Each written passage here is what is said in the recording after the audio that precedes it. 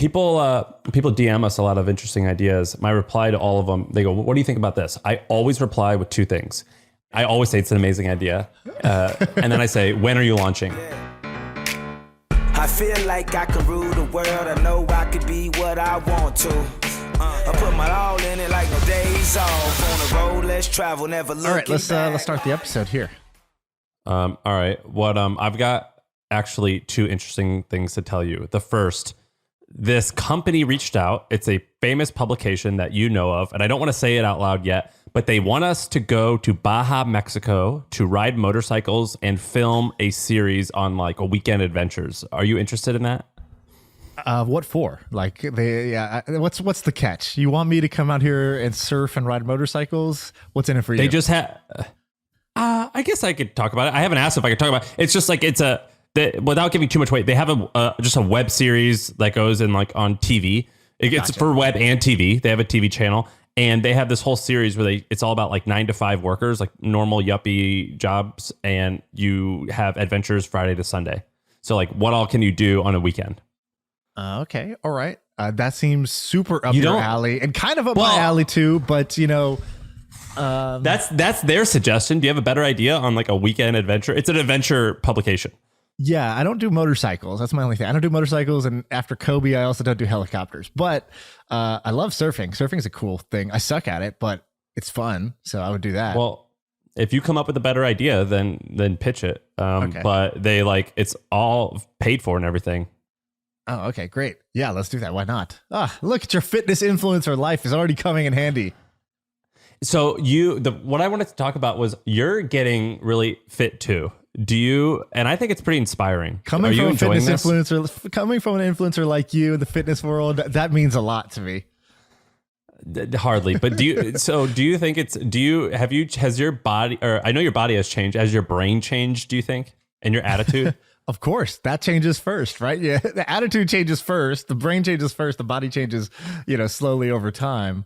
But yeah, for sure. But I okay, if I took off my shirt, nobody's going to be super impressed with me just yet, but I'm pretty impressed with me. And that's kind of my own opinion. I hold in higher regard than anyone else's. So yeah, I went from like, kind of like, I don't know. Would you be like, he's fat? Was I fat? I might've been fat. I didn't think of myself like a fat guy. Then I'd see a photo and I'd be like, what the hell? I look fat here. Then I'm like, every photo I look fat. Maybe I'm just fat. That's kind of what I reached the conclusion of at that time. You were getting overweight. I think that there's like a definition of obese, like, it's a body fat percentage. And I guess if we use obese and fat, yeah, I would say you're overweight, but I don't think you're overweight now. Yeah. So, and so now I've been training hard for like a year. I started off doing 2 days a week, 3 days a week, and I just cranked it up to 5 days a week now with the trainer. It was always supposed to be 5 days a week, but the days I was supposed to be doing on my own, I was, really half-assing it or no-assing it. So I would say on average, I was doing like 3 or 4 days a week before, and now I'm doing 5 or 6 days a week. Pretty intense. And I got to say, I don't know why you're bringing it up, so I don't know where you're going with this, but it's amazing. And I could talk about it all day because it's like the best thing I've done all year. So, if you're listening to this and whatever investment you're making right now in your health, I guarantee you that if you upped that investment, you would only thank yourself. And that's kind of where I'm coming from here is like, yeah, I'm super happy with making this shift and it's totally great. The reason I was bringing this up is I had this friend who is incredibly wealthy. Like I would have to imagine like $30 million wealthy. And he was like, I want to get in shape. What routine are you using? And I'm like, that's a bad question. Who cares about the routine? If I was you, I would just hire a coach. It'll be like $400 a month. And he was like, wow, that's expensive. And I'm like, dude, you've got one body and one life. Like for me, my fear is when I see someone who's my age or 40, 50, 60, and their body hurts so they can't walk and they like struggle to sit down on the floor or something like that. I'm like, that's hell, right? Like you're in this shitty home that's falling apart and you can't get out. And I was like, why, you just bought this fancy house. Why not also buy a fancy body? And not to like look good naked, but like feel good. And so I was just thinking about it. And I think we talk about investing and I'm like, I think that's gotta be the best investment. For sure. We have a mutual friend. I can't say the name on here because what they said is funny, but I'll share what they said. So they're wealthy. They're probably like, I think they have like, $100 million, in the bank. And they said this thing, they're like always doing kind of like fitnessy stuff. They're not like, you wouldn't look at them and say, oh yeah, this person's clearly like, ripped out of their mind, or they're not just like super jacked. It's not that, but they live a very healthy lifestyle, and wherever they go, like in their day, their workout is like a key part of their day, and they don't sacrifice it. They don't get too busy for it. And so I asked him about that, and I said, man, it seems like you're really taking this seriously. He goes, yeah, the way I look at it is, if you're rich, you have no excuse to be fat. I go, what? He goes, look, if you don't have the money and you're trying to support your family, you got to work 2 jobs, you got to shop at certain stores, McDonald's, you got to eat what you can afford sometimes. Okay, fine. Like, still, not great. And, I want you to not be in that situation, but like, I definitely understand. He goes, if you're rich and you're fat, that's on you, bro. And that's how I feel now. It's like, when he said it, I was like, that's actually so true, which is, if you had all the resources, but you didn't make the investment that matters, that's sort of silly. Right. And so, that kind of was one little seed that got planted in my head. I'll tell you something else that's been funny. My trainer recently, so you're absolutely right in what you said, which is, it's not the workout routine. It's not what you do. It's not the workout program, right? It's not like somebody has some secret formula. For most people, it really doesn't matter. Like, for most people, even if you just walked 15,000 steps a day and you ate only maybe 2,300 calories, you're going to like look pretty good. And you're going to feel probably pretty good. If you're not working out 5 days a week, that's your problem. It has nothing to do with the routine. It doesn't matter what you did in the routine. Like, just start with doing any workout and then make it better over time. And like, yeah, when you're Sam status, then the actual routine does matter, because you're already at the kind of 99th percentile. You're just trying to optimize at the end, and you're trying to get certain details to pop. So yeah, then your routine matters. But for most people, it doesn't matter. But I'll tell you something my trainer told me that was counterintuitive. He goes, we were talking about like, my body has really changed. My arms have changed. My chest has changed.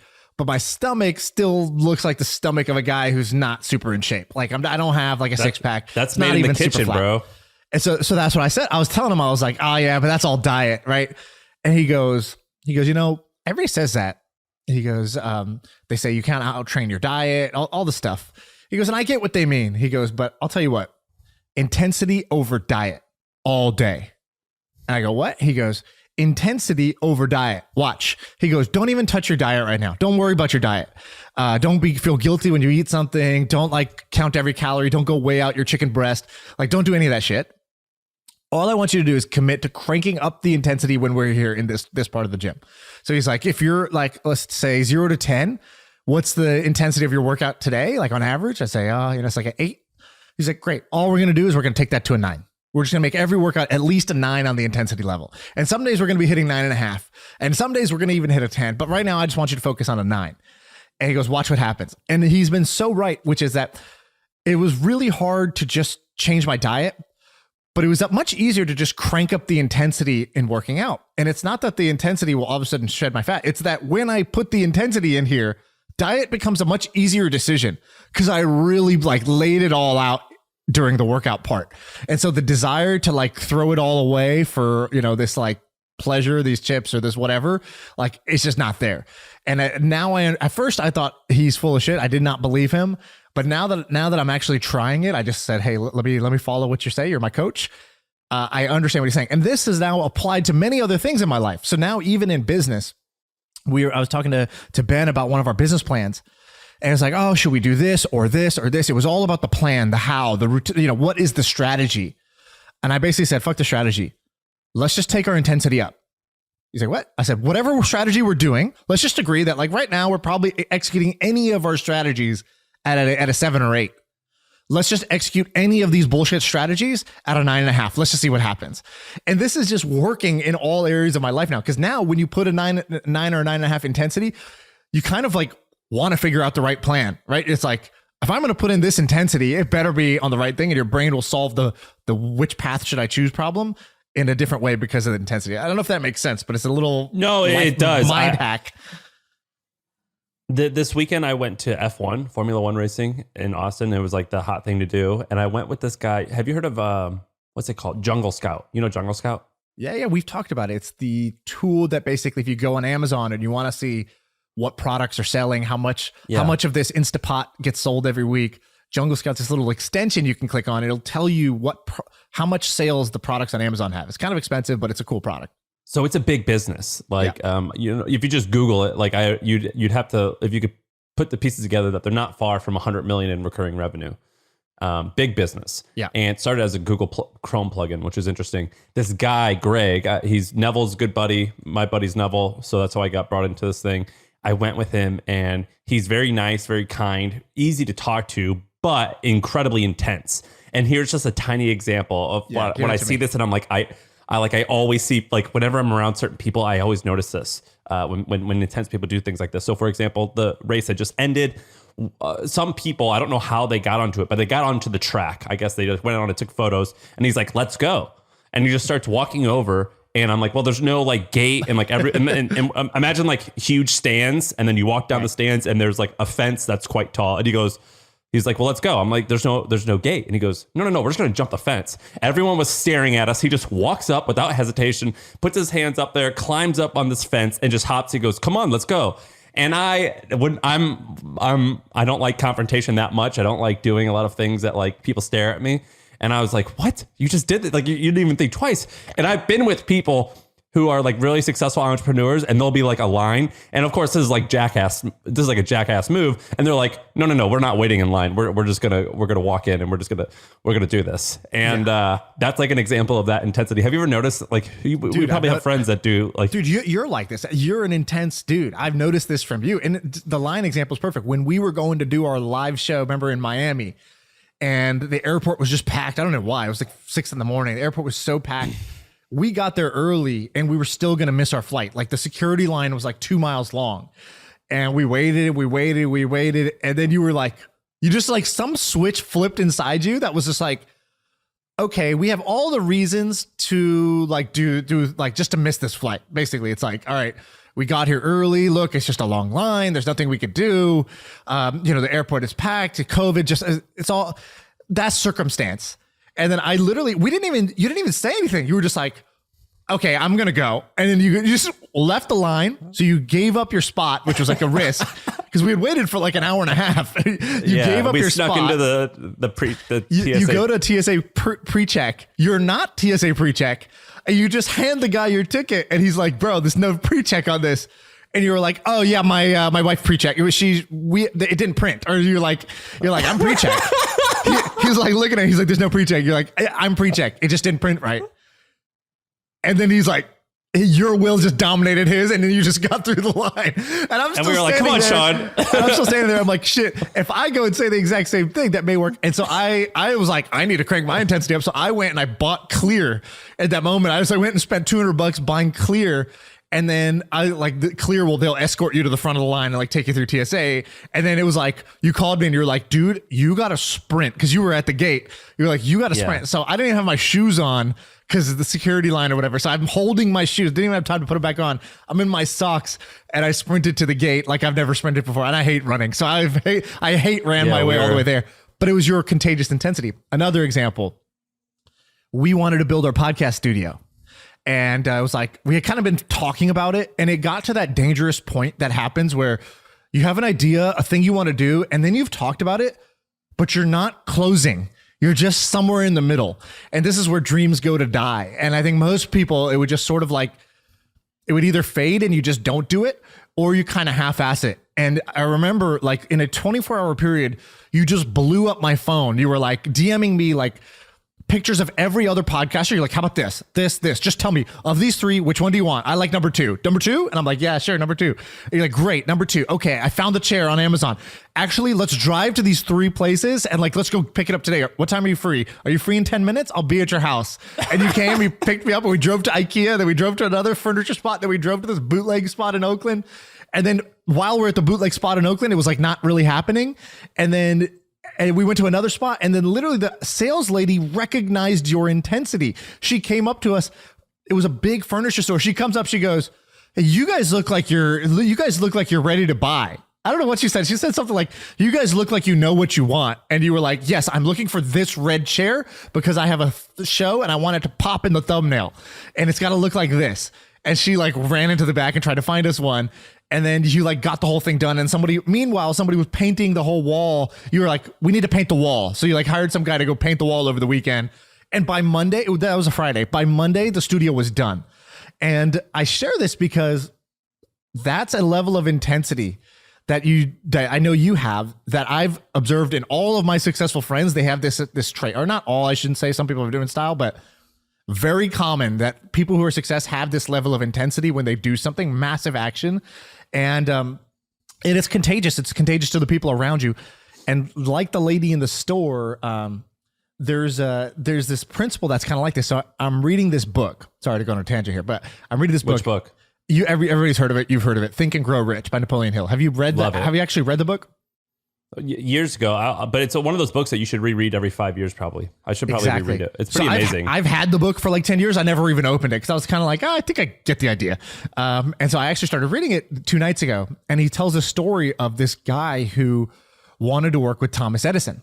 He's like, this guy had a clear idea. He's like, I want to work with Thomas Edison. And he goes, notice 2 things. He said, he knew exactly what he wanted, not just like, I want a job in a lab. It's like, no, I want to work with Thomas Edison. This guy is an amazing inventor. Because the second thing is, I don't want to work for him. I want to work with him as a business partner. And so he's like, problem is I have no qualifications and I'm literally not even in the same city. And I've never met the guy. I have no access to him. I don't know anyone who knows him. But he didn't let any of those limitations were sort of irrelevant to the guy. So sure enough, he buys a train ticket. He goes to where Thomas Edison is. He barges through the door and he says, Mr. Edison, I'm here to work with you. Like, I think you're great. And I think, we'll do great work together. I'm here to work with you.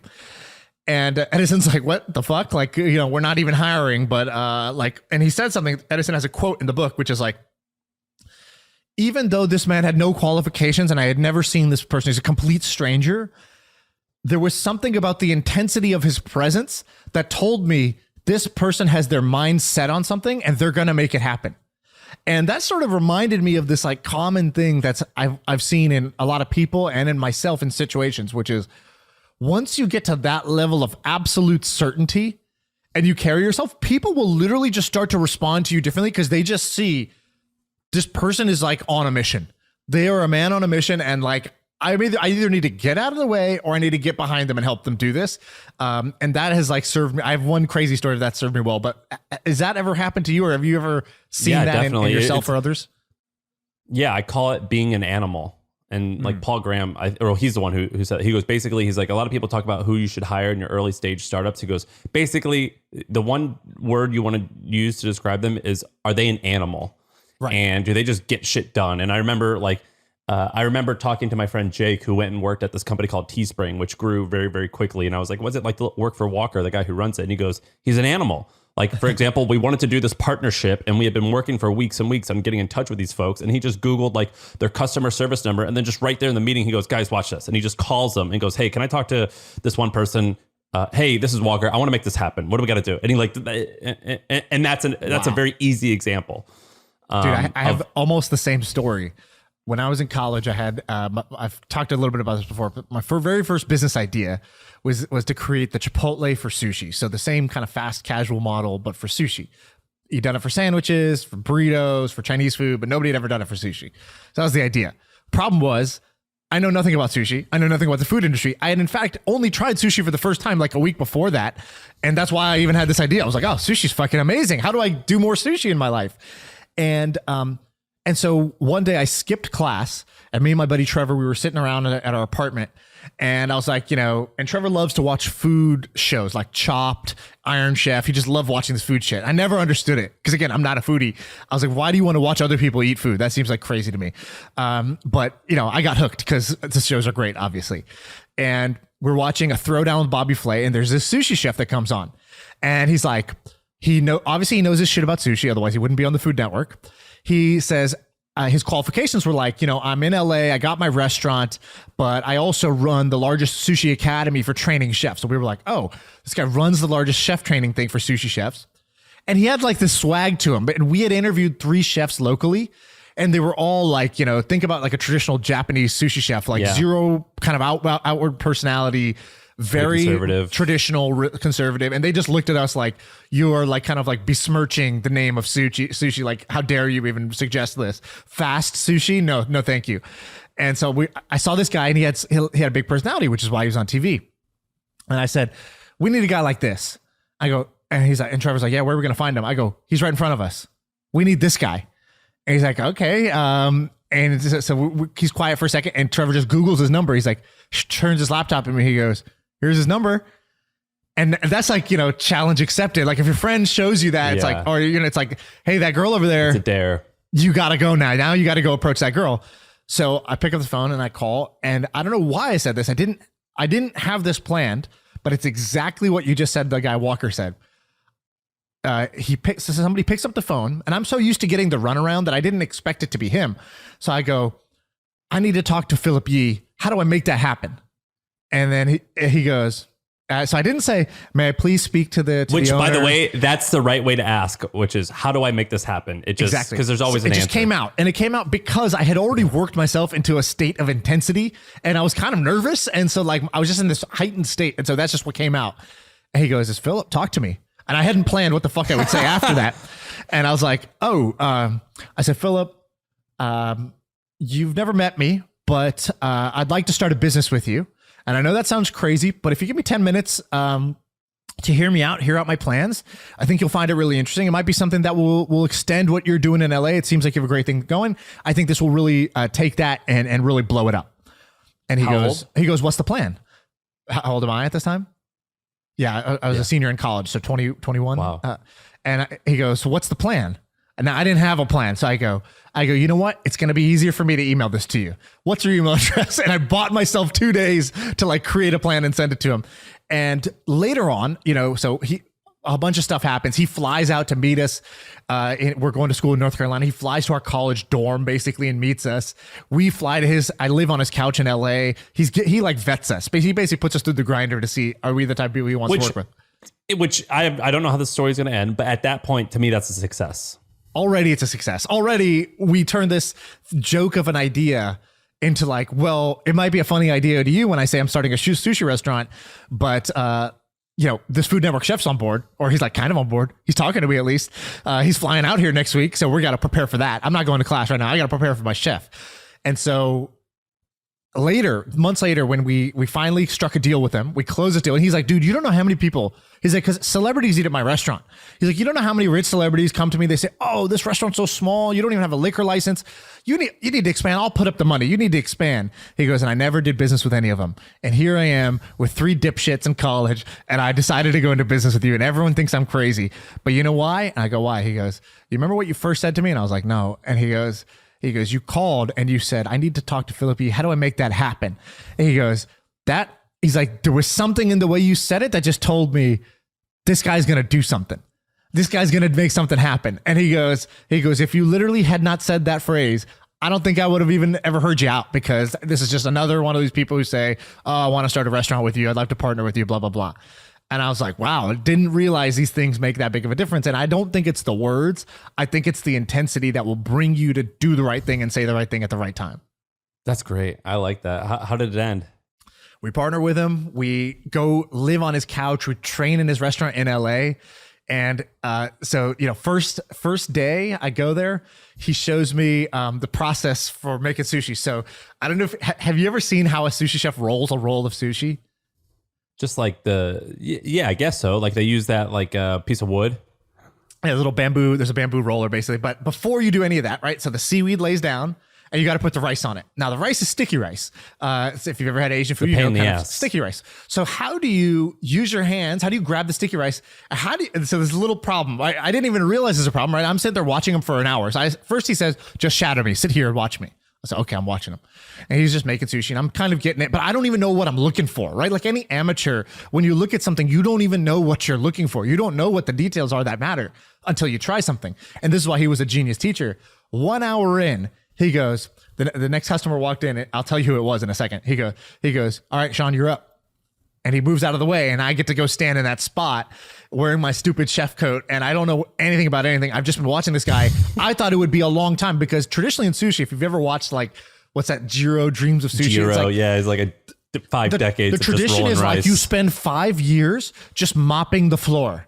Then you get to touch the veggies. Then you get to touch the fish. And the last thing you ever touch is the rice, because actually sushi means vinegared rice. Sushi is really about the rice, not about the fish.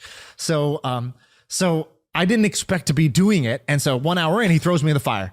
And not only does he throw me in the fire, he throws me in the fire with this guy who sits down. And I look up, and it's Daryl from The Office. If you've ever watched The Office, it's Daryl. And Daryl's a regular there. So he kind of knew, like, wait. Daryl Daryl from The Office is he's the one? warehouse guy. He's the black warehouse guy. Oh, black dude. Ben Robinson, I think his name is. I don't know if that's his name. Maybe that's his name. It's just something like that. But Daryl. I know Daryl, of course. So it's Daryl. So I'm like, oh, fuck. I got to make sushi. And I make it for Daryl. And sushi, it's like the guy's staring at you. You're 2 feet away from each other, right? Like there's no hiding in the back of the kitchen to make it. I'm making it in this guy's face. And so he Daryl Philbin. Sorry, not Daryl Philbin. Yeah. And so I first I just freeze. I'm just standing there and I'm looking down at the fucking bamboo. I have seaweed, bamboo, and rice. And I'm like, okay, how did he do this?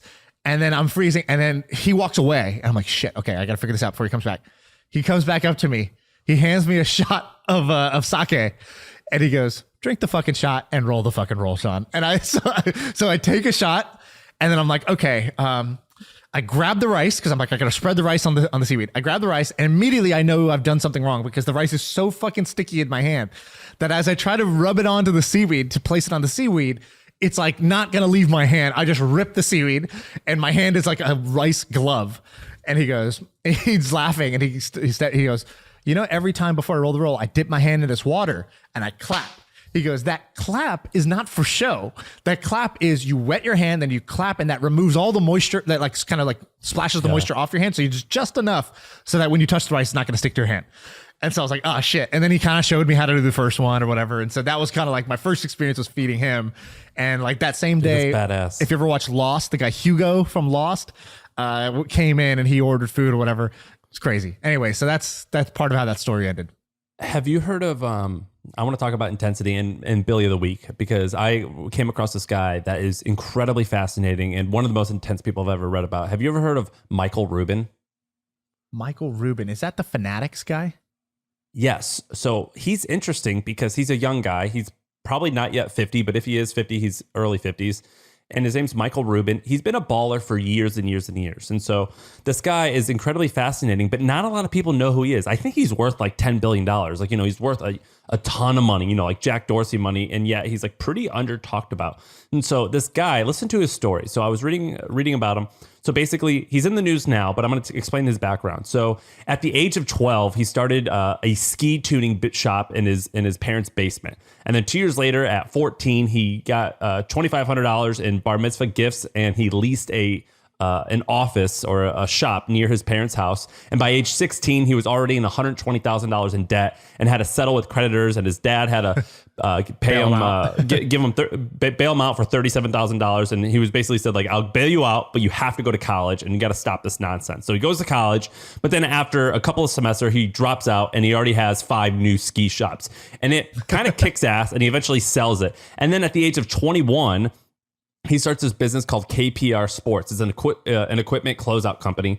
By age 21, it has $1 million in sales. 2 years later, age 23, $50 million in sales. At the age of 23, 1995, he purchased 40% of the women's shoe company Ryka. Have you heard of Ryka? No. It was around in like the 90s and early 2000s.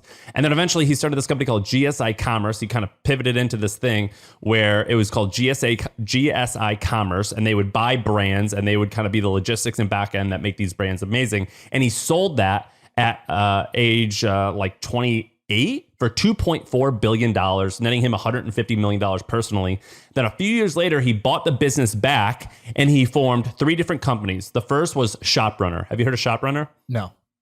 ShopRunner basically was kind of like Amazon Prime, but for all non-Amazon stores. So you could spend $100 and get free shipping on loads of different stores. He started Rue La La, which you probably wouldn't have heard of, but I bet your wife has. And then he started Fanatics. He sold ShopRunner recently for $228 million. Fanatics ends up becoming this massive business. And so basically, if you buy like a Rams jersey, it's made by Fanatics, and they basically work with the NFL. And they're like the official merchandiser, basically, of like all major sports. But here's where shit gets really, really wild. So Fanatics turns it now, at this point, I believe it's 3 different large businesses. So there's the main Fanatics business, which is they basically have licenses with NFL, NBA, MLB. They make shirts and stuff like that and just normal merchandise. I believe if it's not publicly traded, it's nearly publicly traded and worth $18 billion. The second thing that he did was he spun out this trading card division. Have you seen that? They're just in the news because this. What is it called? So it's called Fanatics Trading Cards. And so basically he raised $350 million at a $10.4 billion valuation. And so basically there's companies like Topps. Everyone knows Topps. They make cards. I think they also make a bunch of other stuff like gum and random things. But Topps plus the other 3 big dogs in the space. I forget what they are, but if you're listening into baseball cards, you totally know. Panini's huge. So collectively, those make like $2 billion a year in EBITDA. Like, so it's a fairly big business. And so you're like, $10 billion trading card company. Right. It is pretty frothy, but like it could, can it be $1 billion a year in profit business? Totally. And so he raised money for that. And then he has the second thing called Candy Digital, which is making NFTs for sports. And they just raised $100 million at $1.5 billion valuation. And so he spun all of these off. And now he's also the owner of the 76ers and the New Jersey Devils, the sports team. Pretty freaking wild. And if you follow him on Instagram, which I just started following him, he's homies with Meek Mill. And he like helped get him out of prison, and he's spends a lot of his time. Michael Rubin spends a lot of his time with prison reform. Incredibly prolific, very, very, very confident, very fast moving, very intense, incredibly interesting guy. Seems like a good guy. And dude, not a lot of people the know door about is him. open for him to come on the pod. This guy's cool. I've seen a lot of his interviews, and I like him a lot. And I think what he did with Fanatics is like, I always view doing things in sports. It's like if you want to do sports and music, it's like actually so hard to win because it's like, oh yeah, I'm passionate about sports. Great. You and 2.2 billion other people. And so it's really, really hard to do what I'll call obvious ideas in sports. Like, yeah, selling the merch, selling jerseys, selling shirts. So for him to build such a large business in what would be such a competitive space is really impressive to me. It's very impressive. And when I was watching interviews with him, so Gary Vee is a partner on this, on a couple of his things. Like, I don't know if he's an investor or if he gets a small stake. I don't know how the thing is, but he's mentioned in a lot of the articles as like either a co-founder or a founding team member, something like that. And basically, I've hung out with Gary maybe only 3 or 4 times, including the time we had him on the podcast. I've hung out with him in person, and he has the same energy that I've noticed Michael Rubin has, where there's basically like this thing that I have, and I think every human being, even these guys, they just don't have a lot of it, where it's like a self-limiting belief where it's like, well, I can't do this because of this, this, and this. And I've noticed with Gary, he's talked, like one time he told me, he's like, my next thing, he's like, I'm going to create all these restaurants, and they're actually going to be completely free. And the way they're going to make money is Amex or whoever's going to sponsor it. Like he was just brainstorming. He's like, but I'm going to do that. And in my head, I'm like, well, that's really dumb. I mean, a free restaurant, that's the stupidest thing I've ever heard of. Right. But I feel like 9 out of 10 things he does, I would say that's a really dumb idea. And they work. And, he said he's going to come out with these, what's his NFT thing? It's V-Friends. V-Friends. Like if he told me, I'm like, Gary, this is really dumb. Or, like this is not going to work. And it's been incredibly lucrative and very successful. And they don't have this limiting belief where it's like, this won't work for this reason or this reason. It was just like, well, why not? Like it logically, it makes sense. I think this can work. Anyway, so this is very timely. So let me tell you why. By the way, I've noticed a lot of these coincidences happening in my life where I'm thinking about something or I'm doing something. And then somebody who's like-minded, they're almost experiencing the same thing just in a different way. We trade these stories. So same exact thing. All right. So I told you I'm reading Think and Grow Rich. There's a section in there that I remember, it's just like stuck in my head. And he goes, to be successful, one needs to be success conscious. And I was like, I don't even know what that means. I don't think most people know what that means. But the interesting part is the second line. It's what he says after that. He goes, and people who fail all fail for the same reason. They take their current limitations as real limitations, right? They take the perceived limitations that they're feeling now, and they treat them as real. And what you're saying is exactly that, which is that everybody, I need to do this, but I don't have the time, but I don't have the money, but I don't have the experience. But this person said they would get back to me, and they haven't got back to me yet. But the port is closed right now, and so the shipment's going to be delayed. It's like there's always these limitations that feel very real in the moment. And then what successful people do really, really well is they sort of just ignore all those limitations. They ignore all the limitations about themselves. And even the thing when somebody says no to them, they're like, okay, cool. But like, what does your boss think about that? How about I talk to them? Let me see what they have to say. How about I go to your competitor? Let me see what they have to say. How about I ask you again, but this time I'm going to ask more playfully and later on at night out over a glass of wine. Now you're going to have a different answer. And like, they don't take no for an answer on any front, on their own limitations they don't take no from themselves, and they also don't take no from the world. And so I noticed that. And so yesterday we were finishing up our workout, and we have a kind of we train the body, but we train the mind at the same time. And so we were talking about this. I said, man, I read this great thing, and I know I could share it with him because he's the type too that likes to eat this stuff up. And he goes, oh, that's great. And I go, but you know what? I don't want to just sit here and say that's great, because what it really means when I say this and we're like, yeah, that's true, is we kind of do this thing where we're like, yeah, that's true. Other people fuck that up, but not me. Yeah. There's like this inherent other people really need to get this, but they don't get it. I get it. So I said, no, screw that. Just like we just did reps in the gym on our shoulders and lats and whatever else. I said, let's get a rep right here.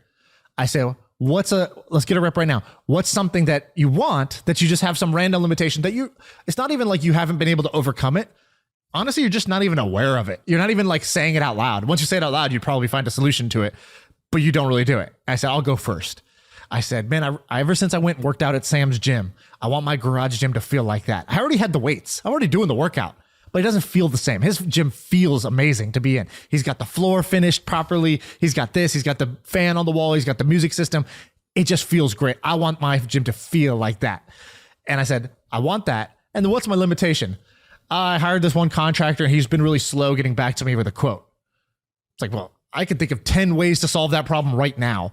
But like, I just kind of hadn't put my awareness on what was a random limitation that was standing in the way of me and something I wanted.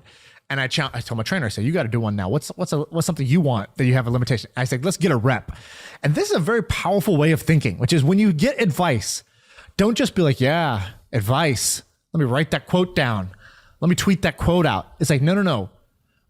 Apply it in the moment. Get a rep doing the thing. And so let me ask you, let's do it live. What's a thing you want in your life? And then what's the thing you want that you're not kind of like, it's not being realized fully right now? It could be anything. It could be something in your relationship, work-wise, money-wise, fitness-wise, whatever. Something small, something in your house, whatever. What's the thing you want?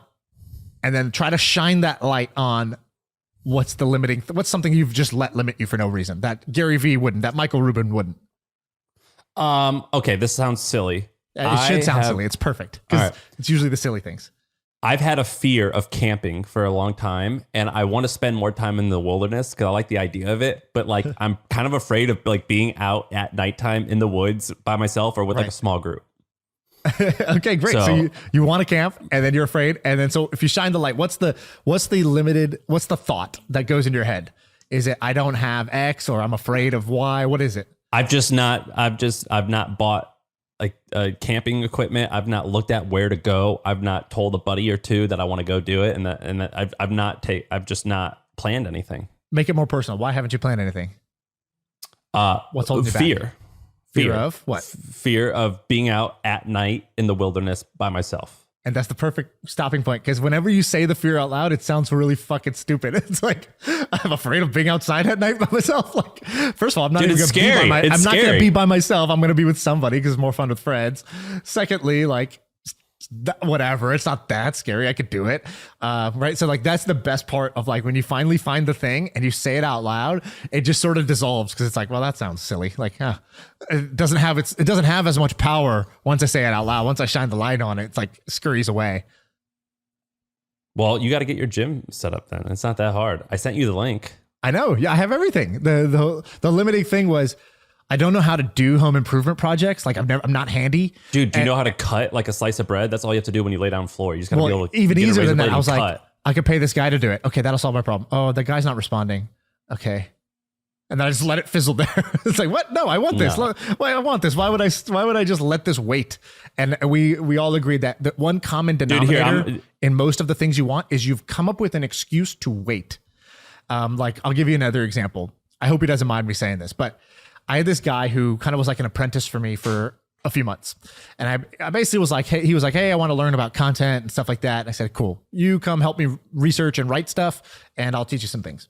And after a few months, he went on his way and I was like, cool, go out there in the world. And since then, I think I could say his name. So it's this guy, Chris, I don't even know how you say his last name. Chris Hasluk. I don't know. It's a crazy last name. Redhead guy who works at Goldman. Redhead guy, exactly. So he was a college student at the time. So when I was talking to him, he was a student at Yale. And it's after nice guy. I've talked to him. Super nice guy. After he did the apprenticeship, he grew his Twitter following from, I think, like 2,000 followers. He just hit 100,000 followers yesterday or 2 days ago. And he texted me. He's like, dude, I hit 100,000. Like, thank you. You know, I learned a bunch of stuff. You showed me kind of like what good writing looks like. And I was like, dude, that's honestly, it's fucking amazing. Like, you're a college kid and you did that. Like, that's super impressive. And he's like, you know, but I'm thinking about like, where do I go from here? I said, well, it's real simple. Like, what do you want? Like, I'm not going to tell you what to do next. Like, what do you want to do next? And then go do that thing. It's really that simple. And he's like, oh, you know, I want to start a company. And I said, okay, cool. So did you take that banking job that I was telling you not to take? He's like, yeah, you know, I've been here for a little bit. I don't think that might not be the long-term thing for me. I think I want to start a company someday. I said, oh, you're waiting. He's like, yeah, I'm just, you know, like, I said, okay, why don't you just quit your job and go do that? He's like, well, you know, and he gave me another reason for waiting. I said, okay, so why don't you just go do it? And he goes, well, you know, if I did do it, I'd want to do it with my friend. He's really, really smart, super smart guy, but he has to wait a year because he's graduating. He's not graduated yet. So, you know, I thought I'd just wait, you know, a year. I said, wait a year, huh? 10% of your 20s you're just going to give away? Wow. Most precious asset, just pissing it away, huh? Just waiting, huh? Wait. Wow. And I was just like, and he's like, yeah, you know, and then also, you know, I'm making good money right now. I want to save up so I have enough runway. You know, money is always like, you know, it does matter at the end of the day. I said, how about this? How about instead of telling me a bunch of reasons why you're not going to do the thing you want to do, you just start telling me some reasons you are going to do the thing you want to do. Try that. It works much better. Trust me. And I was like kind of a dick about it, but it's really that fucking simple. And I notice, and it's not just him. I know this because I do this. I'm guilty of waiting for bullshit or coming up with reasons to wait. And so whoever's listening to this that needs to hear this, don't wait. My trainer says, wait is a weight. Wait is a weight on your back, and stop waiting. So I had a friend who, and we can move on after this, but I don't know if people, I think people will like this, but I had a friend who I do this all the time. So if I have friends or people who I care about, on April 5th, I'm at the point where I've saved enough money to move forward with the prototyping process and feel like I found the right engineer to partner with. It's a decent amount of money, but I think I could do it. I want to know what your thoughts are on how to launch this. I texted back. I go, if I was you, I would do this, this, and this. Right. This morning, I texted him. This was April 5th. I texted him today. How'd the idea turn out? He said, too expensive for me to commit my life savings. The cost in manufacturing and marketing of a physical product were way big and much bigger compared to starting a software or internet company. Oh, wow. So you started a software company. LOL. No. I love it. I was about to say I'm figuring out what to do and what I'm going to stop being a worker bee. And then I'll probably, I can't say, I'll probably quit after blank IPOs. Right. Don't even know what city I'll be in next year. And it's never going to happen. It's never going to happen. It will never happen. Oh, no. It will never Let's happen. imagine lovingly for this guy. It is going to happen. It's going to happen once he stops thinking that way, right? Once he stops being that way, once he changes, that'll change. And so, or she, I don't know what it is, but basically This person, yeah. there's a funny thing with that. And, you know, I always wonder, like, do you be a dick or do you kind of like empathize? If you care, you be a dick. And why is that? If you care, well, like, look, it's like, look, do you want this or not? And oftentimes I say to people, I'm like, do you really want this? I don't know if you actually want this. And I think that you just think it's cool to want this. And I don't think it's cool to want this. You want to talk about it. You either do or you don't. Right. You want to talk about it. Like, if you just want to talk about it, just tell me you just want to brainstorm. Right. Or you just want to shoot the shit. Right. But if you're telling me that you want this, then I'll hold you accountable, actually. I'll say, why haven't you done this? Right. My trainer so has a I great think one. He goes, you know, I treat people the way they told me they want to be. So you want to be fit, right? So then if you're going to complain about doing this sets, well, the guy who's fit does this. So I'm going to treat you from the place you told me you want to be. And hey, you at any given time, you could come and say, I don't want it anymore. I changed my mind. I want this instead. Cool. I'm happy to change I'm happy to treat you differently when you tell me that you have changed your mind, that you don't want this anymore, that you want something else. You are totally in your right to that. But let's be clear. I'm always going to ask you, did you change what you wanted? Because if you still want that thing, then I'm going to keep treating you like the person who gets that thing. And that person doesn't do or say these things. And so I'm not going to entertain it. I'm not going to be the shoulder to cry on. I'm not going to be the one who sympathizes and pats you on the head and says, I understand why it's tough for you, why it's so hard, because it's not so hard for that guy. And so be that guy. People DM us a lot of interesting ideas. My reply to all of them, they go, what do you think about this? I always reply with two things. I think that's an amazing idea. And I always say it's an amazing idea. And then I say, when are you launching? Yeah, it's always amazing. Like Crickets. You're just asking for permission. So I'm going to give you permission. Amazing. There's no reason why this can't work. Oftentimes there's a lot of reasons, but it doesn't matter. When are you launching? Right. And I do a similar. Mine says, sounds cool. Right. They say, I have this idea. What do you think? I would love to hear your feedback, your thoughts. Happy to jump on a call. I don't even reply to any of that. I just say, sounds cool. Let me know when you launch it so I can check it out. Yes, I always say the same thing. And sometimes I'll reply months later. Like I'll save certain conversations and I reply. Right. Do you want to talk about one more interesting thing on the list? I have one thing from this De Beers thing that I just found. I've been dying to hear it. Okay, so let me tell you this story. This kind of blew my mind. I got to open up my notes for this because I did proper research for this. So why don't you put your notes in this document so I can see them? Oh, it's just really long. It's like 2 pages of notes. So I didn't want to blow it up for this. But let me just tell you this story. I got your full and undivided attention. You can't even read the thing. You got to listen to me say it. All right. So somebody in my family was thinking about getting engaged soon. And so the whole like engagement ring process was going on. And they were asking like, all the questions you have, because most people don't buy a ton of diamond rings or some things like that. So they're kind of like, what's the budget? I see there's these 4 C's: cut, clarity, which one should I care more about? Blah, blah, blah. So, and then they did this thing. They went to a jewelry shop and they tried some. I said, just go try some on, see what you like. And I said, you're not going to buy it from there, but go to a nice shop to try things on so you can see what shape you like, what color you like, what different prices will get you, that sort of thing. And they go and they came back and they said, hey, you ever heard about this lab grown diamond thing? And have you heard of this?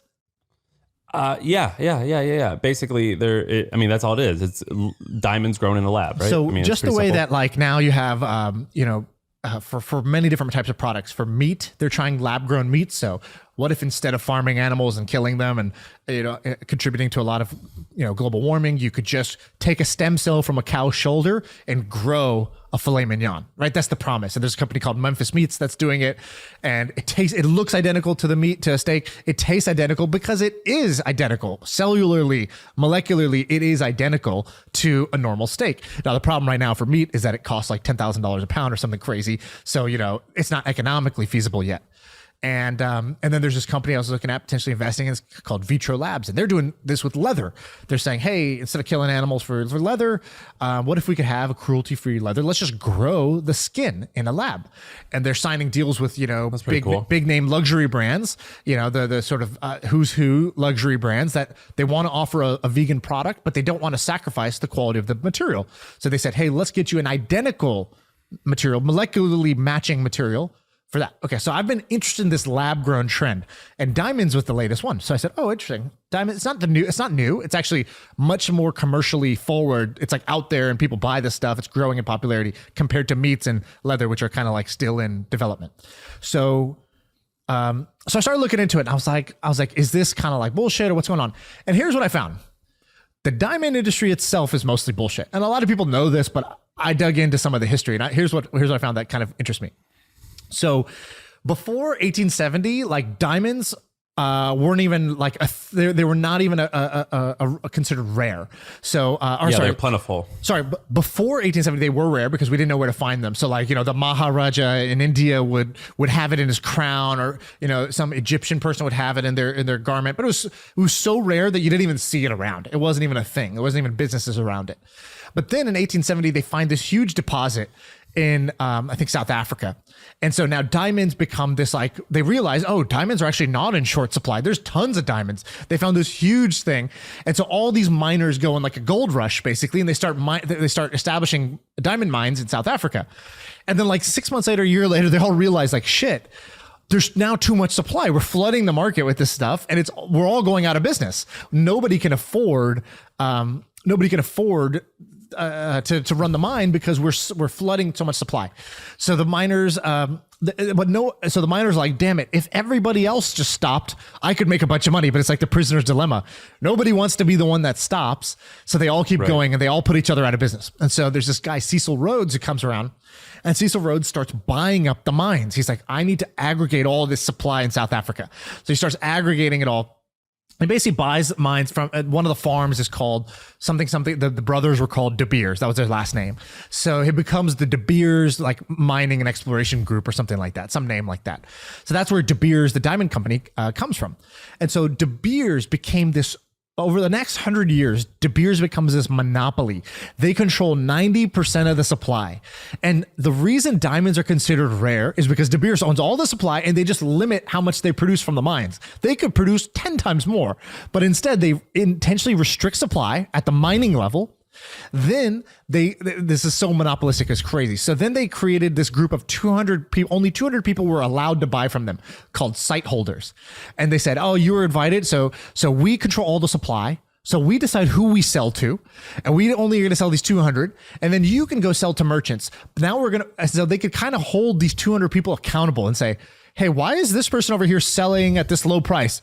Cut them off. And like, they just cut you off. And if a new mine popped up, they would go like the mafia, and they'll go and just sort of like through violence, intimidation, or like even just like market tactics, they would basically like put the mine out of business and take it over. So like, let's say you discovered a mine that had a bunch of yellow diamonds. They would flood the market with yellow diamond supply, crush your economics. You'd go out of business, and they'd take over your mine. Wow. And so they would just find whatever you produce, and they would just flood you. And so, so all the way up until about the year 2000, they owned 90% of this thing. But I was like, why is this? So if it's not rare, where does the value come from? And so the story is basically diamond mining wasn't big business right away. It was like an okay business, good business. And then it started to like kind of like plateau, and it wasn't really growing that fast. In 1936, they say, we got to do something. We got all this diamond production, but there's not enough demand now for the diamond production. So they go down Madison Avenue, and they find this ad agency, and they find this one guy. So everybody who loves diamonds today, and every girl who's demanding a diamond engagement ring, it's because of this guy, George Locke, back in the day. And they hire this guy, and they say, look, we need you to create demand for diamonds. And at that time, before 1936, people were not even giving diamonds as an engagement ring. It wasn't even like, rings weren't even an engagement process. It was like very rare that people would do that. Most people just kind of did an engagement as sort of a different sort of agreement. And so he does a big study, and he says, okay, look, what we need to do is this. We need to get men to buy the diamonds for women.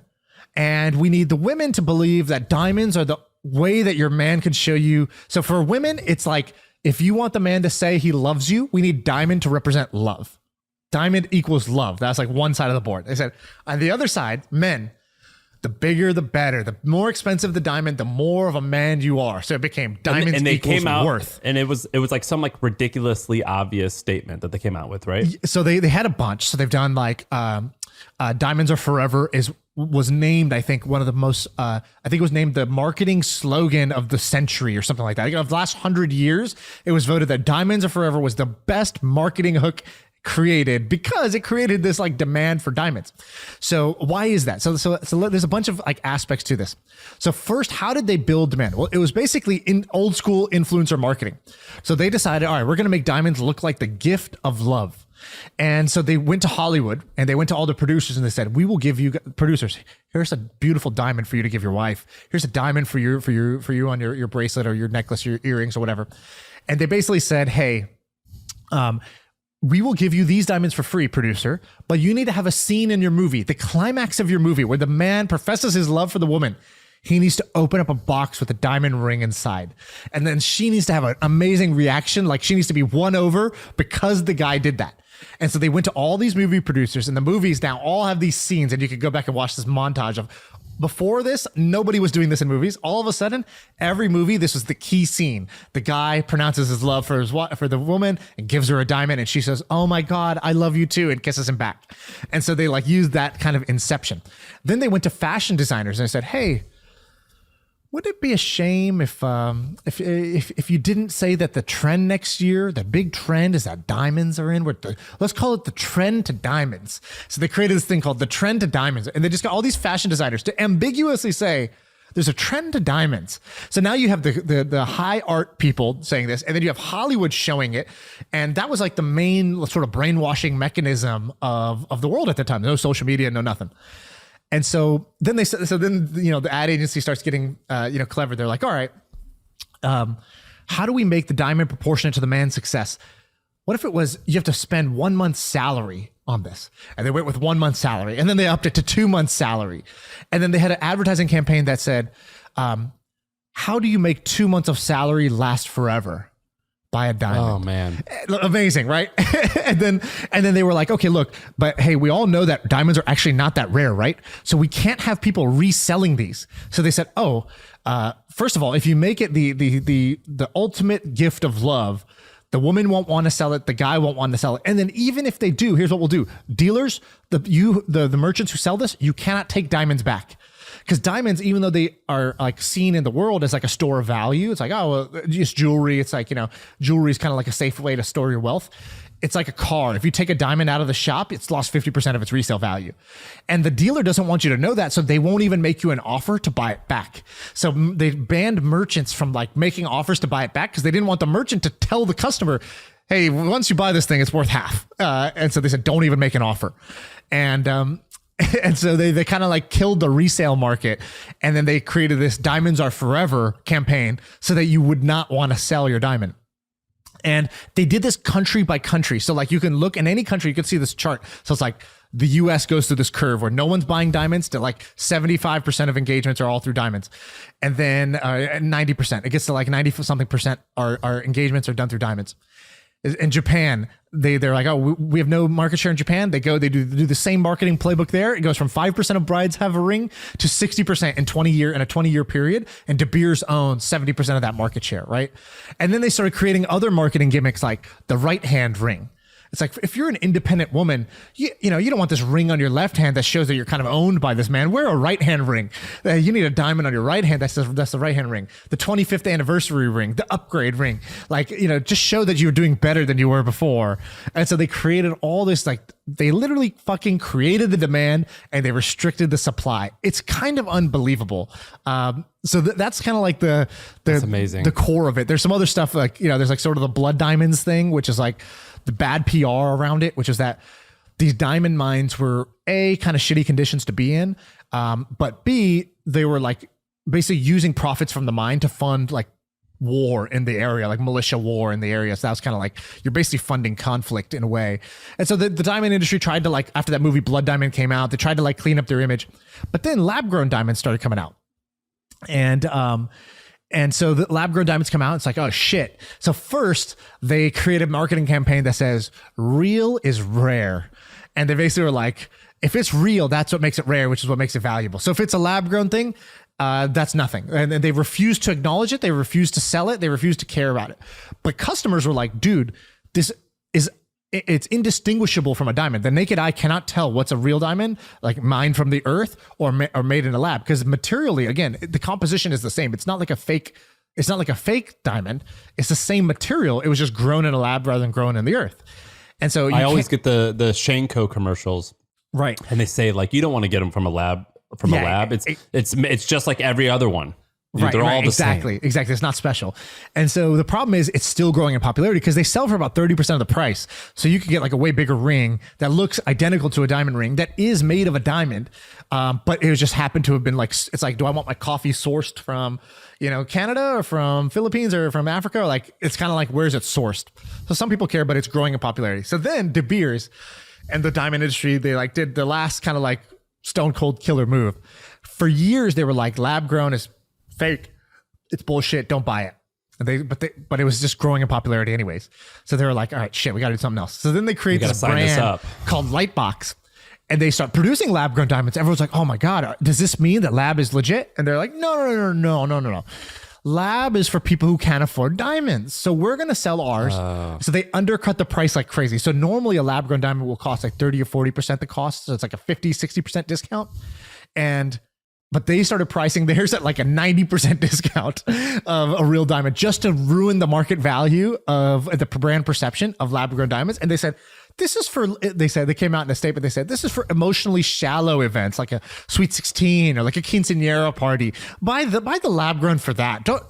So this is their latest tactic to try to like keep up this big myth, this big lie that diamonds are this rare, valuable, precious gem. And it's like actually complete bullshit. This is amazing research. This is a good one. This is a very good story. And but here's the thing where we are, maybe it will change, is us in our 30s. We all do the same thing, which is right before we get engaged, we say, this is bullshit. Yeah. I will not stand for this. I will not pay this amount of money. Right. My budget, I'm going to set it really low. I'm going to get a fake one, or I'm going to get a lab grown. Like, I will not buy into this. And then you get into it and you say, fuck it. It's going to make her happy. I'm going to do it. Yeah. And we all refuse to buy into it. And well, more and more people are starting to go the other way. But yeah, it's amazing that this is still the majority, right? Given now that lab grown is visibly identical and you can get a way better looking diamond for a cheaper price. It's amazing that like the utility doesn't overwhelm, but like the branding is that embedded. It's that strong after so long.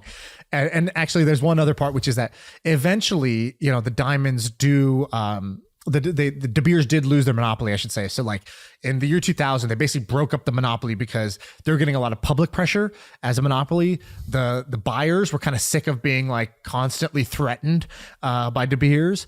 And then people found new mines in Australia and all these other places where they couldn't you can kind of just, in Africa, you can kind of like coerce people. But in Australia, it's a lot harder to like go coerce a miner in public to like just fucking give you their mine. And so they've changed their business strategy. So, and the last factor, by the way, is there's this guy, the family that kind of like created the real monopoly is the Oppenheimer family.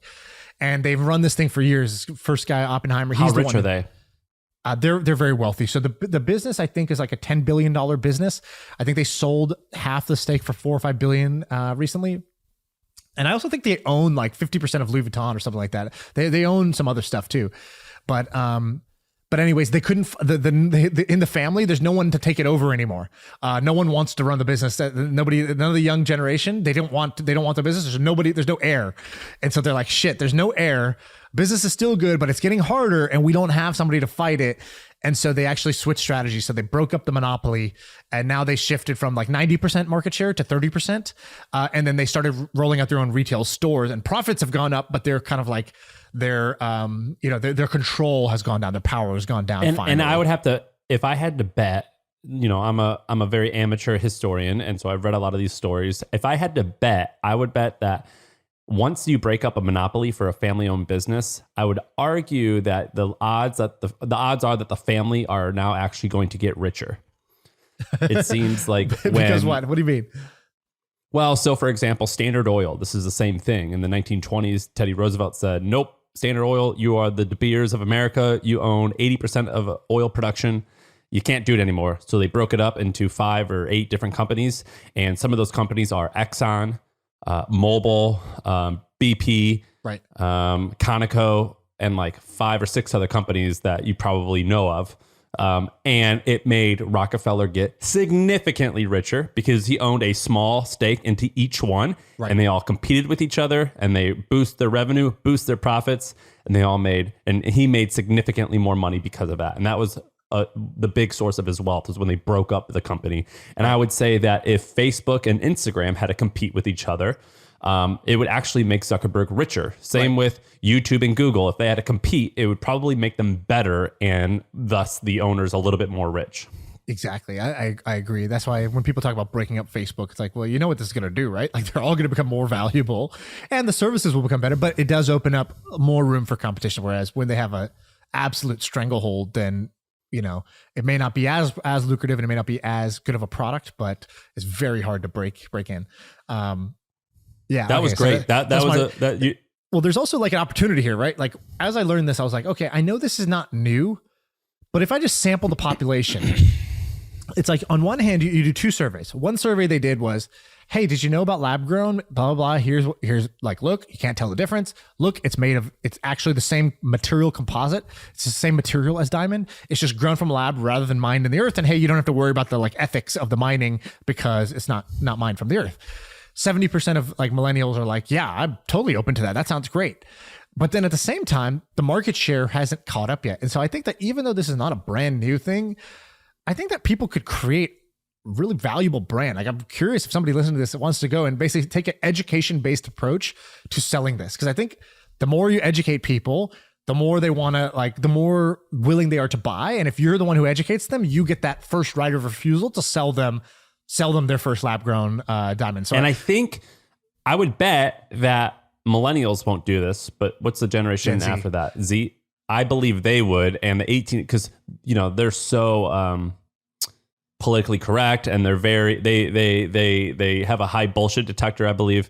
And for me and my friends, a lot of us were like, this is not the battle I'm going to choose. Right. I'm just gonna buy my way out of this, and we'll fight a different battle. Right. With them, I would argue that there's a good chance that something like that could happen. I don't think it will happen now, but I think in 10 years when the 18-year-olds get in their 20s and 30s, and I would bet money. I would bet my money. I think that could work as well. So I'm bullish on this too. Yeah, that's great. All right, do we want to do it? This is a good story. Yeah, we this has got to be our YouTube clip. That was a very well researched and very good story. Good job. Thank you very much.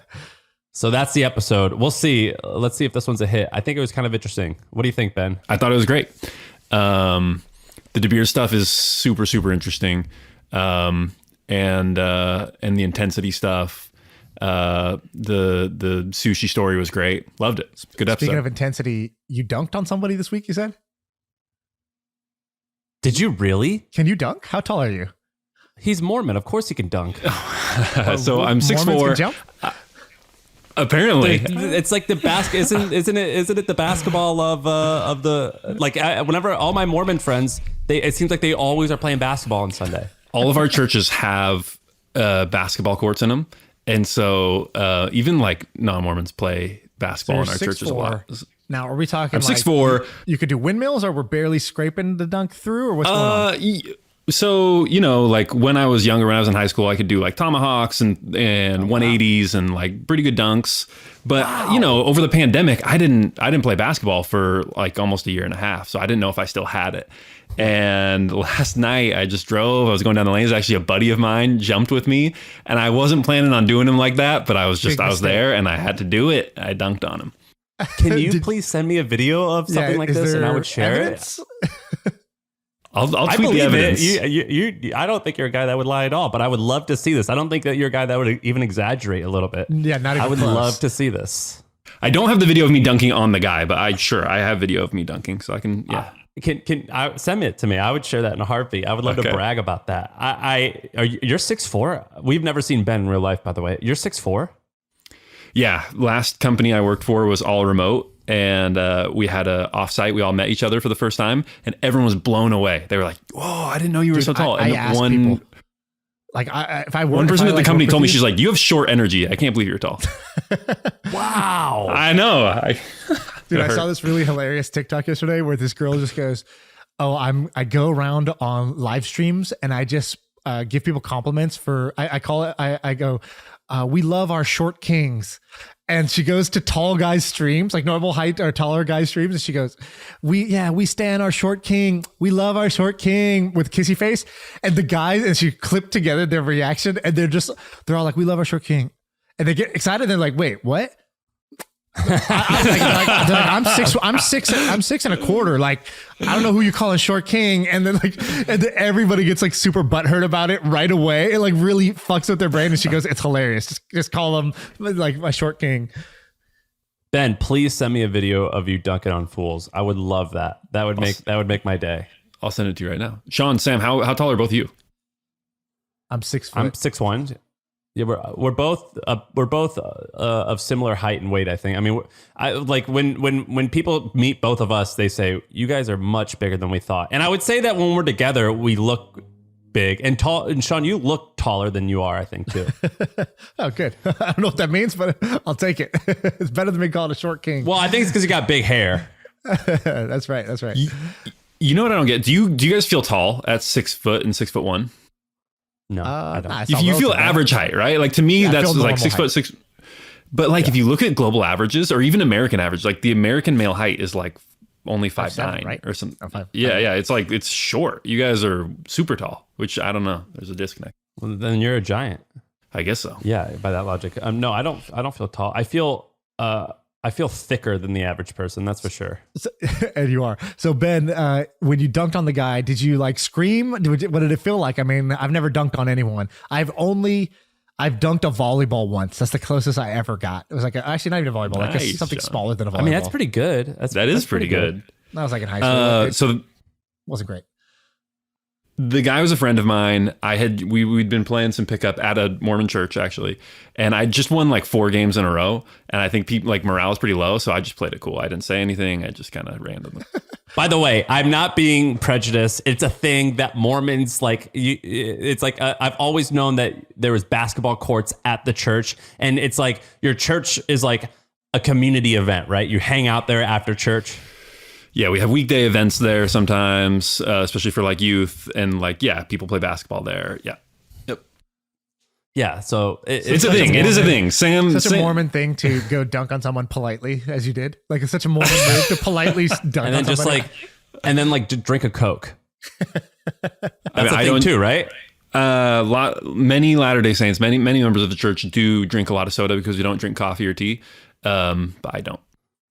Yeah, whenever I go to Utah, like I'll go to the drive-thru at these like soda places, and they've got the best sodas, like the weirdest combinations. I love it. So I'm Team Mormon, man. I'm an honorary member. I hope. Sam, are you a Coke or Pepsi guy? Coke, Coke Zero, all the way, all day. Ben, Coke or Pepsi? I've actually never had either in my entire life. What? Oh, amazing. Mm-hmm. That's amazing. Okay, great. I saw this great Reddit thread that was like brands, if their slogans were true, like it was like truthful brand slogans. And the Pepsi one was, is Pepsi okay? And I thought it was so fucking clever. It's like the thing at the restaurant, you order a Coke and then they hit you with is Pepsi okay? All right, that's the episode. Let's see. We got to cut those into clips. We had a bunch of good ones. See ya. I feel like I can rule the world. I know I could be what I want to.